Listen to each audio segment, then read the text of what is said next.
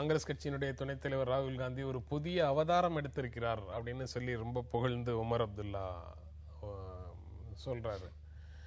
ஒரு நாள் மக்களவையில் தலைவர் முன்னாடி போய் முழக்கம் எழுப்பிட்டா அது புதிய அவதாரம் அப்படின்னு சொல்றது சரியா அப்படிங்கிற கேள்வி வருது. அதை புதிய அரிதாரம் அப்படின்னு வேணா சொல்லலாமோ அப்படிங்கிற எண்ணம் வருது. நீங்க எப்படி பாக்குறீங்க? இல்ல ராகுல் காந்தி அவதாரம் எடுத்து பல ஆண்டுகள் ஆகிவிட்டது.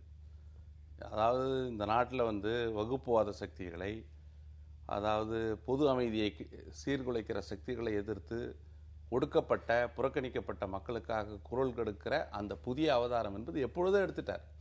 அவர் எடுக்காமல் இருக்க முடியாது. ஏன்னா இன்னைக்கு இந்தியாவில் இன்னைக்கு சோனியா காந்திக்கு உற்ற துணையாக காங்கிரஸ் கட்சியில் ஒரு துணைத் தலைவராக இருந்து இன்னைக்கு நாடாளுமன்றத்தில் ஒரு நாள் அவர் வெல்லுக்கு போனார் என்பது எல்லா பத்திரிகைகளையும் தலைப்புச் செய்தியாக வருகிறது. அது வரத்தான் செய்யும்.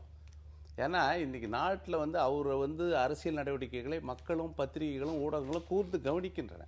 அதன் மீதான மதிப்பீடுகள், அதன் மீதான விமர்சனங்கள், அதை பற்றியெல்லாம் நாங்கள் இன்னைக்கு அது ஒரு ஆரோக்கியமாக நாங்கள் ஏற்றுக்கொள்கிறோம். ஆனால் ராகுல் காந்தியை பொறுத்தவரை இந்த நாட்டில் மிகப்பெரிய ஒரு தலைவராக உருவாவதற்கான ஒரு படிப்படியாக அவர் தன்னை வளர்த்து கொள்ள வேண்டும். ஏன்னா அவருடைய அரசியலுக்கு அடிப்படை வெறுப்பு கிடையாது. அவர் நல்லிணக்க அரசியலை அடிப்படையாக வைத்தவர். வெறுப்பை தான் வளர்க்கும். அந்த வகையிலே வெறுப்புக்கு எதிராக மத நல்லிணக்கத்தை, ஜாதிய நல்லிணக்கத்தை வளர்க்கிற ஒரு அரசியல் தலைவராக ஒரு நல்ல, ஏன்னா அவர் அப்படித்தான் இருக்க முடியும். ஆனால் ஜவஹர்லால் நேருனுடைய டிஸ்கவரி ஆஃப் இந்தியாவையும் கிளிம்சஸ் ஆஃப் வேர்ல்ட் ஹிஸ்டரியும் ஆட்டோபயோகிராஃபியும் படித்துவிட்டு அந்த குடும்பத்திலே வளர்ந்தவர் வேறு திசையில் பயணம் செய்ய முடியாது. அமைதியாக பல அம்புகளை உங்க மேல எரிஞ்சுக்கிட்டே இருக்கிறார். அதாவது வெறுப்பு அரசியல ராகுல் காந்தி முன்வைக்கல. அப்புறம் நாடு முழுக்க நாட்டின் பல பகுதிகளில் நடக்கக்கூடிய மத மோதல்களை, சமூக பதற்றங்களை பற்றிய விவாதம் வேண்டும் அப்படின்னு உரத்த குரல்ல மக்களவையில குரல் எழுப்புறாரு.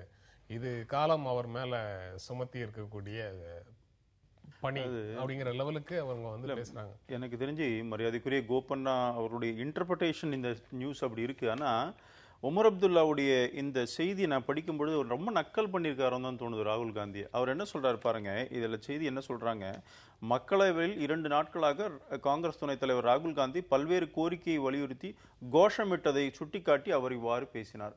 சும்மா போய் கத்துறதையே மிக சிறந்த ஒரு இதுவா பரிமாணம், புதிய அரசியல் அவதாரம் நக்கல் பண்ணிருக்கிறார்.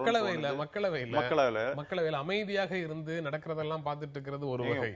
வெல் ஆஃப் த ஹவுஸ் போய் கத்துறது போய் புதிய அவதாரம்னு சொல்லி பெருமையா சொன்னா இவரு நக்கல் தான் பண்ணிருக்காருன்னு எனக்கு தோணுது. இன்னொரு விஷயம், அதாவது நாடாளுமன்றத்துக்கு வெளியே அவர் பேசுவதை பார்க்கும்பொழுது மகிழ்ச்சியாக இருக்கிறது. அவர் உள்ளேயும் பேசணும் அப்படின்னு சொல்றாரு. ராகுல் காந்தியோட கடந்த காலங்களில் பார்த்தீங்கன்னு சொன்னால் அவருடைய ட்ராக் ரெக்கார்ட், லோக்சபாவில் கேள்விகள் கேட்டதில்லை, டிபேட்டில் பங்கெடுத்ததில்லை. அவர் செஞ்சது இப்போ இவங்களுக்கு ஒரு விதத்தில் வேணா சொல்லலாம், ஒன்றுமே செஞ்சதில்லை. இப்போ போய் அட்லீஸ்ட் கத்துறாரு. வெல் ஆஃப் தி ஹவுஸ் ஒரு பெரிய லீடர் அதை செய்ய மாட்டாங்க.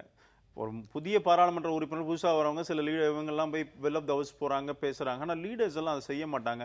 இவர் போய் வெல் ஆஃப் த ஹவுஸ் போய் கத்துவது, போய் கோஷமிடுவது என்பது அந்த மக்களவை இதுக்கு மரபுக்கு முரணான ஒரு விஷயத்தை செஞ்சதே பாராட்டுறாருன்னு அப்புறம் என்ன சொல்ல முடியும்? அமைதியாக ஒரு நாடாளுமன்ற பணியை மேற்கொண்ட அவர் அந்த பகுதிக்கு போய் குரல் எழுப்புவர்களோடு உடன் நிற்பது என்பது ஒரு வித்தியாசமான அணுகுமுறை. அதைத்தான் எல்லா பத்திரிகைகளும் முக்கியத்துவம் கொடுக்குது. ஒன்று, அதாவது இன்னைக்கு உமர் அப்துல்லா என்பவர் ஷேக் அப்துல்லாவினுடைய பேரன். அதாவது ஜவஹர்லால் நேருவுக்கு மிக நெருக்கமான ஒரு நண்பராக இருந்த ஷேக் அப்துல்லாவினுடைய பேரன் நேருவினுடைய கொள்ளு பேரனை பாராட்டுவது, ஊக்கப்படுத்துவதெல்லாம் உணர்வுபூர்வமானது, உணர்ச்சி பூர்வமானது. அவருடைய நட்புக்கு இணையான ஒரு நட்பு இந்த அரசியல் கண்டதில்லை. இன்னைக்கு காஷ்மீர் இருக்குன்னா அது ஜவஹர்லால் நேருவுக்கும் ஷேக் அப்துல்லாவுக்கும் இருக்கிற நட்பின் காரணமாக காஷ்மீரை நாம் பெற்றிருக்கிறோம். இதெல்லாம் வரலாறு. தயவு செய்து அந்த உணர்ச்சிகளை, உணர்வுகளை அதாவது ஒரு மலினப்படுத்தக்கூடாது. நான் ஒன்றும் சொல்லலைங்க. அதாவது ஒரு நண்பர் தான் உமர் அப்துல்லா, ராகுல் காந்திக்கு நண்பர் தான். அவருக்கு அந்த வருத்தம் இருக்குதானே இருக்கும். இத்தனை ஆண்டு காலமாக பாராளுமன்ற உறுப்பினர் ஒண்ணுமே பண்ணல, இப்ப கத்தரச்சு கோஷம் போடாவது போடுறாரு, ஒரு சந்தோஷம் அப்படின்னு அவர் அப்படிதான் சொல்லியிருக்காருன்னா இதை பார்க்க முடியாது. அவர் வேற ஒன்றும் பெருசா இதை பத்தி சொல்லல. அவர் அதுல இந்த செய்தியில மக்களவையில மக்களுடைய பிரதிநிதிகளுடைய குரல் எதுவும் கேட்க மாட்டேங்குது, ஒரே குரல் தான் கேட்குது ஆளும் தரப்புல இருந்து அப்படின்னு சொல்லி அவர் எவ்வளவு செய்தியாக போயிருக்கு. நான் என்ன சொல்றேன், ஒரே ஒரு குரல், பிரதம மந்திரியோடைய குரல் மக்களவையில் ஒலிக்கிறது நல்ல விஷயம். கடந்த காலங்களில் பிரதமர் பேசவும் இல்லை, ஒலிக்கவும் இல்லை, பிரதமருக்கு இந்த அளவுக்கு அதிகாரம் இருக்கிறது என்பதை நான் அந்த நாடு தெரியாம தானே இருந்தது 10 வருஷம். பிரதமர் வேட்பாளராக இருந்த போது அதிகமாக பேசிய மோடி பிரதமரான பிறகு பேசாத பிரதமர் என்ற பெயரை எடுத்து வருகிறார். ஒரு முரண்பாடு இது. உங்களுக்கு ரெண்டு விவாதம் இருக்கு பாருங்க. ராகுல் காந்தி என்ன சொல்றாரு, ஒரே ஒரு குரல், பிரதமருடைய குரல் மாத்திரம் தான் கேக்குதுங்கிறாரு. மரியாதைக்குரிய திரு கோபன் என்ன சொல்றாரு, பிரதமர் பேசுவதே இல்லைங்கிறாரு.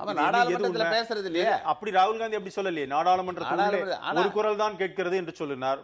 அதே ராகுல் காந்தி அதான் சொல்றாரு. நீங்க மாத்தி பேசுறீங்க. எது உண்மை? நான் சொல்றேன், ஒரு குரல் என்பது நரேந்திர மோடியை மையமாக வைத்து ஒரு அரசியல் நடைபெறுகிறது. அந்த குரலை தான் அவர் சொல்றாரு. திருக்குறளுக்கு விளக்கம் கொடுக்கிற மாதிரி ராகுல் காந்திக்கு இவ்வளவு விளக்கம். ஏன்னா மோடி பேசினாதானே சொல்ல முடியும். நான் எல்லா விஷயங்களுமே ஒரு தனி மனிதரை மையமாக வைத்து, பாஜக பின்னுக்கு தள்ளப்பட்டது. பாஜக என்ற ஒரு கட்சியை விட நரேந்திர மோடி ஊதி பெரிதாக்கப்பட்டிருக்கிறார். அதனுடைய விளைவை பாஜக சந்திக்க போகிறது. கடந்த காலங்களிலும் நரேந்திர மோடி என்பது பலூன்லாம் சொன்னீங்க தேர்தலுக்கு முன்னாடி. இன்றைக்கு நரேந்திர மோடி ஊதி நான் என்ன சொல்றேன், நான் பிரதமர் என்ற பொறுப்பு எவ்வளவு முக்கியத்துவம் வாய்ந்தது என்பது இப்பொழுதுதான் நாட்டு மக்களுக்கு தெரியுது. கடந்த காலங்களில் பிரதமர் பதவி எவ்வளவு டிமீன் பண்ணியிருக்கிறீங்க, எவ்வளவு அவமானப்படுத்தப்பட்டிருக்கிறார் உங்கள் கட்சியை சார்ந்தவர்களாலே, குறிப்பாக உங்களுடைய இளம் தலைவர் ராகுல் காந்தி அவர்களாலே அவமானப்பட்டவர் தான் பிரைம் மினிஸ்டர். அதனால இன்றைக்கு ராகுல் காந்தி பேசுறாருன்னா சந்தோஷங்க, இல்ல பேசட்டும், பேசணும். அவர் இல்ல, என்னை பொறுத்த வரைக்கும் நான் என்ன நினைக்கிறேன், ராகுல் காந்தியை பேச விடணும். அது ஏன்னா நம்ம டைம்ஸ் நவ் பத்திரிகைக்கு அவர் கொடுத்த அந்த பேட்டி தான் எங்களுக்கு மிகப்பெரிய செல்வாக்கை அவரை பத்தி தெரிய வந்தது மக்களுக்கு. இப்பவும் பார்லிமெண்ட்ல பேசட்டும், நல்லது தானே எங்களுக்கு. இல்ல இப்போ நரேந்திர மோடி மாதிரி அதாவது இன்டர்வியூல நடுவில் எழுந்து போல, கடைசி வரைக்கும் அவர் இன்டர்வியூல இருந்தாரு. ஆனால் இன்னைக்கு மன்மோகன் சிங் இன்னைக்கு அவரை இப்படி மலிவாக பேசுகிறீர்கள். ஆனால் அதே நேரத்தில் அத்வானி போன்ற மூத்த தலைவர்கள் அந்த கட்சியில அவமானப்படுத்தப்பட்டு புழுங்கி கொண்டிருக்கிறார்கள். இதற்கான விலையை பாஜக கொடுக்கத்தான் போகிறது. சரி, ராகுல் காந்தி பேசியதே புதிய அவதாரம் அப்படின்னு சொல்லி அவர் சொன்னதுக்கு இவ்வளவு விளக்கங்கள் நீங்க 2 பேரும் கொடுக்குறீங்க. நம்ம தொடர்ந்து பேசலாம் ஒரு இடைவேளைக்கு பிறகு.